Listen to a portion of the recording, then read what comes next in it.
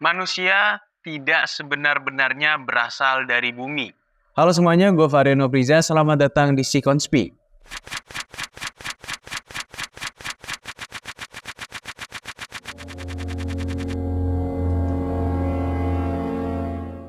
Halo semuanya, akhirnya setelah 30 hari kita menjalankan ibadah puasa di bulan Ramadan, di hari ini kita telah sampai di hari kemenangan, yaitu di Hari Raya Idul Fitri 1445 Hijriah. Yeay, tepuk tangan.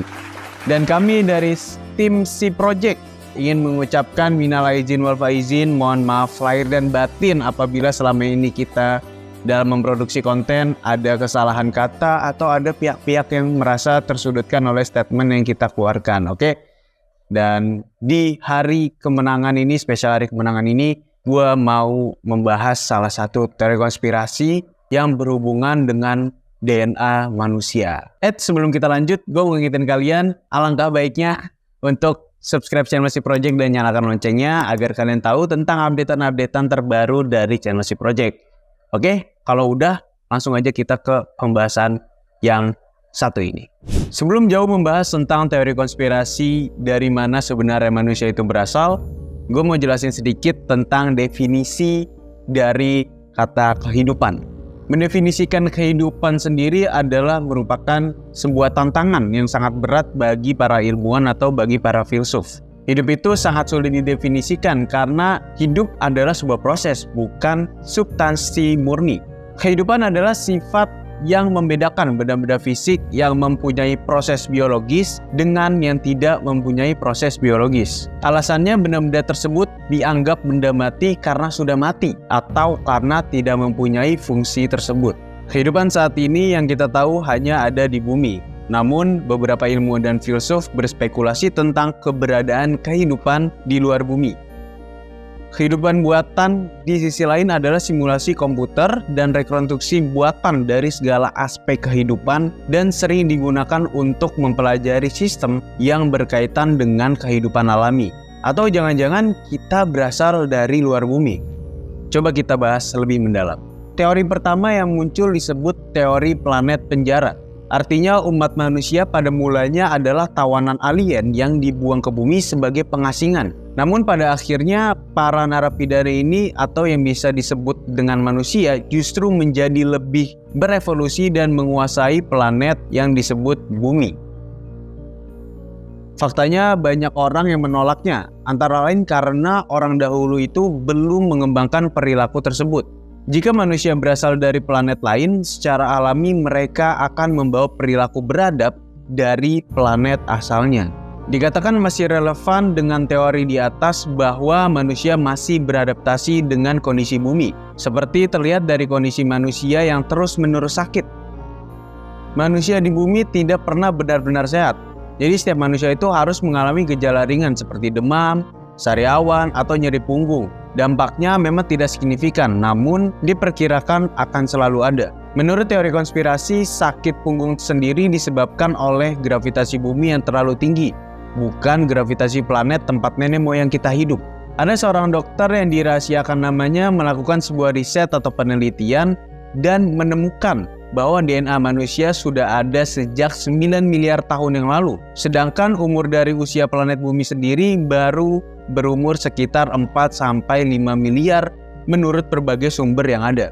Dikatakan bahwa dokter tersebut berhasil merangkum seluruh genom manusia dan mendapatkan gen asing yang sama sekali tidak memiliki evolusi alami seperti di planet bumi. Seperti gen yang dapat membuat manusia tahan radiasi sampai bisa berkomunikasi lewat telepati.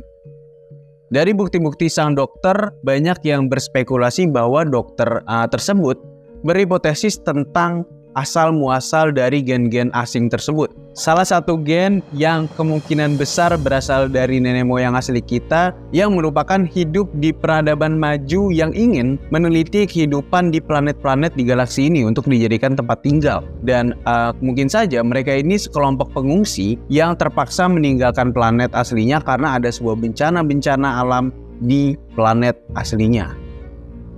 Dan dari situ dokter tersebut yakin bahwa sebenarnya manusia ini dapat memahami dan mengaktifkan gen-gen super tersebut untuk mengeluarkan potensi tersembunyi dari kita. Salah satu fakta pendukungnya adalah keberadaan orang atau anak indigo dan juga seorang anak kecil yang sedang viral di media sosial bisa berbagai bahasa di umur yang masih belia. Alice Silver, seorang profesor ekologi dan penulis, mengatakan kalau kelahiran manusia ini adalah hal yang paling kompleks yang pernah terjadi. Dari sudut pandang hewan, melahirkan itu tampak cukup sederhana, rutin, dan mudah. Bisa juga dikatakan pertumbuhan manusia sangat lambat. Mamalia belajar berjalan dalam beberapa hari setelah lahir. Namun manusia membutuhkan waktu yang sangat amat lama untuk mempelajari hal tersebut. Sebuah penelitian yang diterbitkan dalam jurnal Nature menyimpulkan bahwa manusia memiliki 223 gen tambahan yang diperoleh melalui evolusi untuk beradaptasi dengan bakteri yang ada di bumi. Gen tambahan ini menurut teori konspirasi merupakan adaptasi yang dilakukan nenek moyang kita saat mereka hidup di bumi dan menjadi manusia sampai seperti sekarang ini. Dibandingkan dengan organisme lain, gen tambahan ini lebih jarang untuk disebutkan. Tentu saja hal di atas merupakan teori konspirasi yang kontroversial dan perlu banyak sekali penelitian dan perlu dikaji lebih mendalam. Mungkin dari teman-teman ada teori konspirasi tentang seputar DNA manusia atau sebenarnya nih manusia ini berasal dari apa dan dari mana. Itu bisa banget komen di bawah. Itulah tadi teori konspirasi tentang DNA manusia. Mungkin gue mau disclaimer sebentar karena di sini kita membahas dari sudut pandang umum ya, bukan menyudutkan suatu keyakinan atau suatu agama. Sebelum gue akhirin video ini, gue mau ngingetin ke kalian untuk jangan lupa subscribe channel Si Project dan nyalakan loncengnya biar kalian tahu tentang updatean terbaru dari channel Si Project. Dan kalian juga bisa follow media sosial kita di Instagram, ada @si.project_. Di situ ada link tree-nya yang akan menghubungkan kalian ke subkonten kita seperti ada YouTube dengan Si Konspi dan Sikonya, lalu ada Si Podcast di Spotify dan ada di TikTok. Username TikTok kita itu sama kayak Instagram ya, kayak namanya itu @si.project_. Jadi kalian bisa klik di situ. Oke, gue Vario Novriza. Sekali lagi selamat Hari Raya Idul Fitri 1445 Hijriah dan sampai jumpa di next video. Oke?